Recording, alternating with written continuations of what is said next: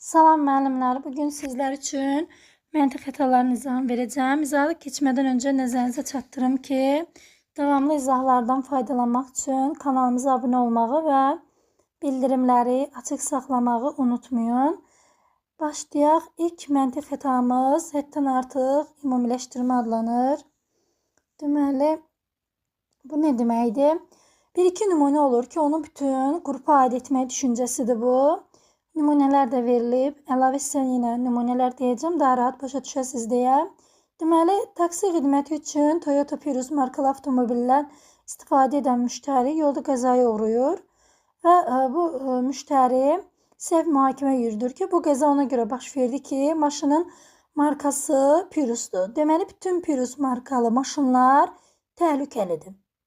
Yəni, qəzanın baş vermə səbəbi maşının markası ilə ölçülə bilməz. Təbii ki, bu yanlışdır.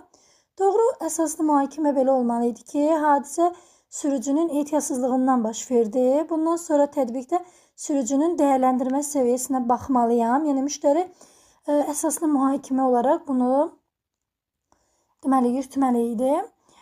Digər bir nümunə də çəkim ki, deyək, 7B sinifində bəzi dəcəl oğlanlar var. Bəzi müəllimlər düşünür ki, 7B sinifi çox dəcəl sinifdir. Amma bir-iki şagirdin dəcəl olmasını bütün sinifə aid etmək düşüncəsi məntiq xətasıdır.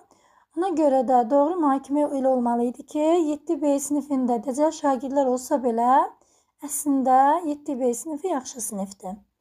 Digər məntiq xətası özünü bənzətməkdir. Bu nə deməkdir? Bir şeyə hörmət edilən şəxs əgər inanırsa, deməli bu doğrudur düşüncəsi.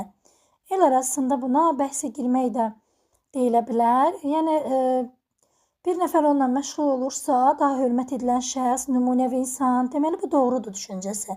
Burada da nümunə göstərib, məktəbin ən məşhur qızı voleybolla məşğul olur. Deməli, mən də voleybolla məşğul olmalıyam. Bu, təbii ki, səhv mühakimədir. Doğru mühakimə, əsaslı mühakimə olmalıdır ki, mən isə gimnastikanı sevirəm, müəllimim də gimnastika ilə məşğul olmağı tövsiyə edir. Deməli, gimnastika ilə məşğul